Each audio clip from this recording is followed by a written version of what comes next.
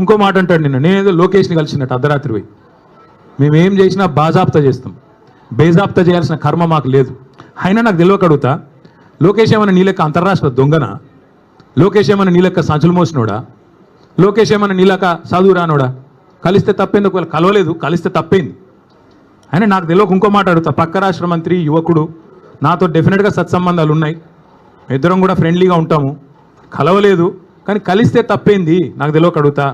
అయినా మీ పెద్ద బాసు చంద్రబాబు కొడుకే కదా, నేను ఏదో గూండానో దావుద్ ఇబ్రాహింనో చీకట్లో కలిసినట్టు డైలాగులేంద్ర హౌలా.